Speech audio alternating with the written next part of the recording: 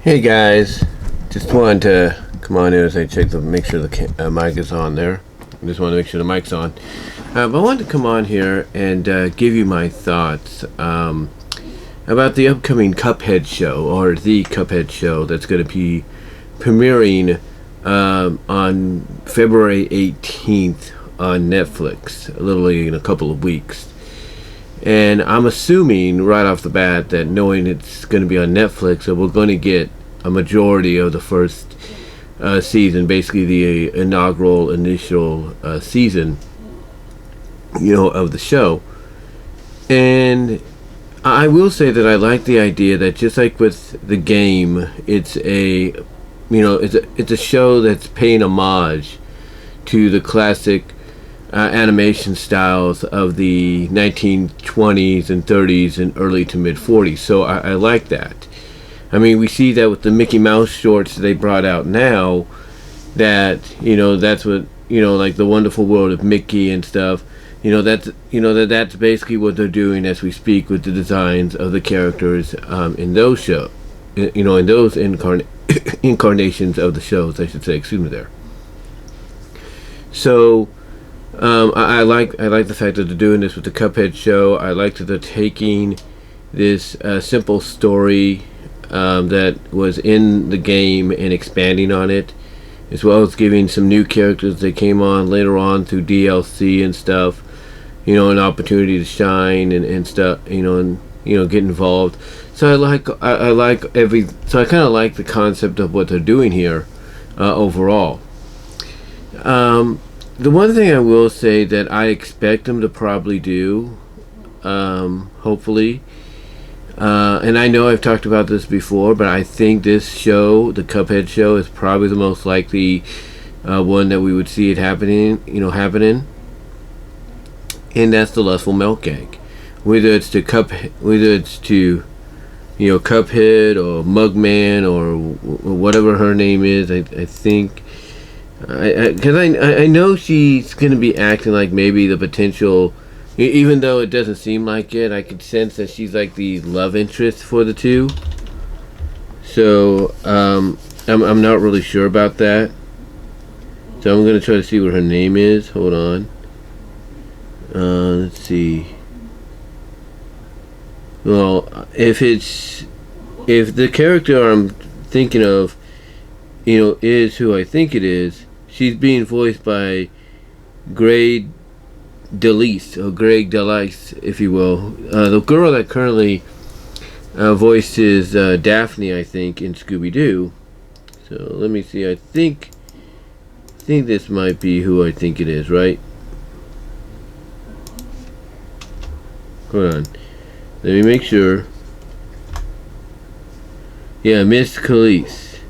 Well, Miss Chalice, if you will.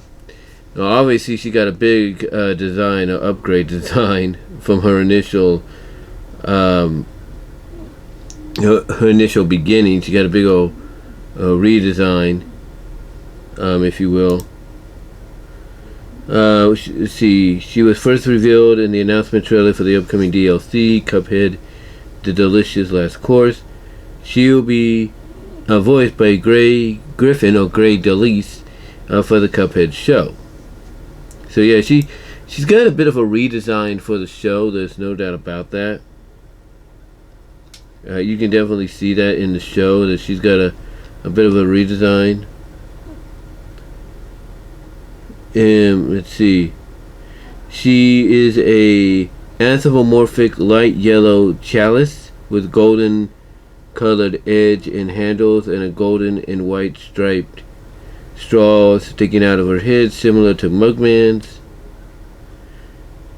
It says she is quite a tomboy and is nice, friendly, polite, plucky, smart, headstrong, and curious, but she can be stubborn at occasions. So it says that she is the only playable character to have unique abilities. Currently, her confirmed abilities are a double jump and automatically parrying pink objects while dashing. And like I said, I think she got a bit of a redesign going into the into the series. I think she got a bit of a redesign for the series. Not much, but it's kind of a redesign. I think she kind of has a redesign going into the series. So, that's kind of interesting. Yeah, she has a bit of a redesign. Yeah, you can see, I think somebody did a video on her. She has a bit of a redesign for the series. So it looks like they're going to do a little bit more with her in the series, Miss Chalice, if you will. They're going to do more with her in there. So, and they even have a trailer, I guess, up for her. But yeah, like I said, if there's one gag, again, like I said, that I think they should institute in this, especially if you have Miss Chalice in there, along with Mugman, along with Cuphead, is you got to do the Lustful Milk gag. You got to do that, because one thing about the cartoons of the late 20s, 30s, and early to mid 40s wasn't just the fact that the characters were very stretchy and rubber hose like and everything, but they also had a tendency to shapeshift, metaphorically and literally. They had a tendency to shapeshift, even if it was just part of an act to talk about something.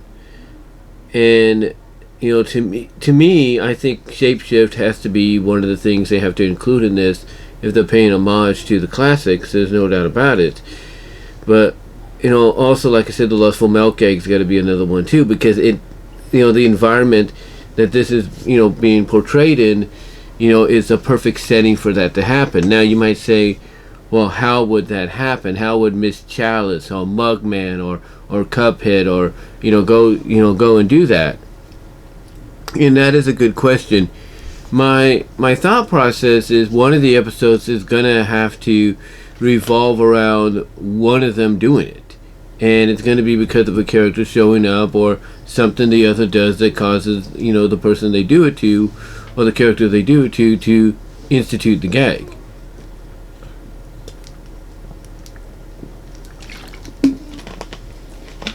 So to me, I think this is probably the best scenario right now for this gag to be instituted in some shape, form, or fashion.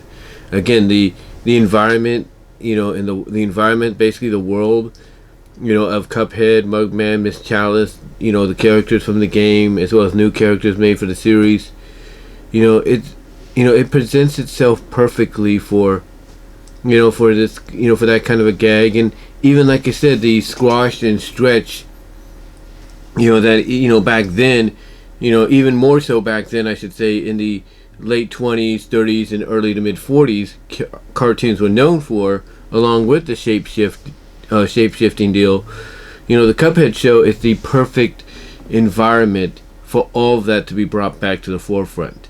It really is, because of of the way the design, of the way they pay homage to the class, to that classic era of animation.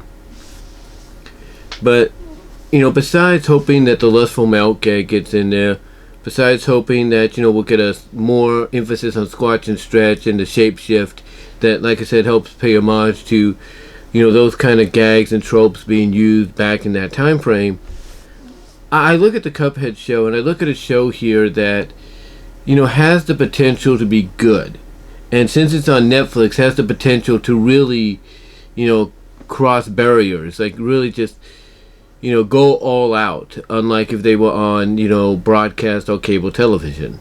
I think they really have that opportunity to just go all out and do more than what people are expecting.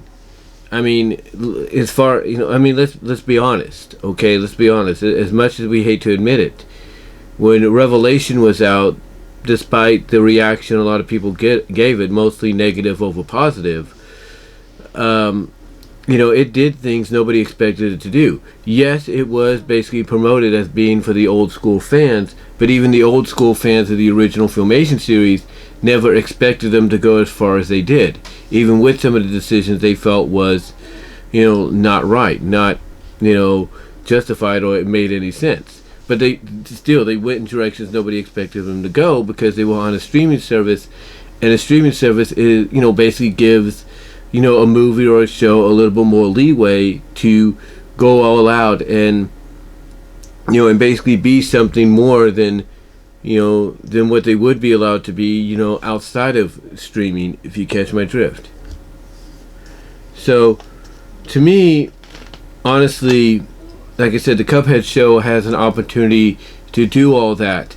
In a sense, in conclusion, I should say, not in a sense, but in conclusion, it has a chance to really surprise us. It really does. And I'm willing to give it a chance. Like I said, it opens the door. It opens the door for them to really not just pay homage to those classic cartoons, the classic cartoon style of the late 20s, 30s, early to mid 40s, but it also has a chance to emphasize and really put a spotlight on a lot of the tropes and gags that we utilized during that era. Like I said, the shapeshift deal, the emphasis on that, the emphasis on squash and stretch, literally, emphasis on the lustful melt gag to an extent. It has that opportunity to do all that. And more so. And like I said, even has an opportunity to do things nobody would really expect of it to be done. So we'll see what they do. But honestly, like like anybody else that's excited for this, I'm willing to give it a chance, because if they made the announcement of this a couple of years ago and have taken this long to make it a reality, to finally allow it to debut, then hopefully, the time taken, not just because of COVID and everything, but basically the time taken to make this happen will be worth it in the end. And if I know Netflix, like a lot of us do, if this show becomes a hit for them, expect them to not only order a new season, which they probably already have, but also expect them to probably announce a movie. Because if this becomes a big hit, if this goes beyond their expectations of, hey, this is not only a hit with, its initial audience, but with everybody, even those that have never played the Cuphead games, then, again, obviously, it's a no-brainer for them to want another season or two, added on, as part of their deal, for the show. But I could see them also ordering a movie. And having that become maybe like the finale or the bridging or the bridge between one season to another. But yeah, I'm looking forward to this. I really am. And again, you got to give it a chance, see what it does. Maybe maybe it won't be everybody's cup of tea, but I've got a feeling it's got that potential to not only, like I say, truly pay homage to that classic era of animation, but really bring back and put an emphasis spotlight on the tropes / gags that were that were associated with that era of animation. Like I said, the shapeshift, the emphasis on squash and stretch, the lustful melt. They have an opportunity to really put those back to the forefront because of this show and its homage to that classic era. But what do you guys think? What are you looking forward to the Cuphead Show? How do you feel about it? Do you think any of these tropes and gags might show up, in the episodes in the initial season? Or do you think they'll hold them off for maybe future seasons, should they, greenlight more to come in the future, which I think they probably most likely will? And do you think that depending on its success, if it becomes, a bigger hit that even Netflix is expecting, would you expect Netflix to greenlit a movie to kind of help either close out the show or bridge one season to another? What are your thoughts? Let me know down below in the comments, as well as on the live chat during the premiere. Super chats and super stickers are encouraged and opened, in the live chat during the premiere if you guys choose to do so. $1 to $5 is greatly appreciated if that's all you can do. Also, check me out at BW Rose's Discussions, all your favorite audio podcast locations except for Pandora. I am close to 300 podcasts, guys.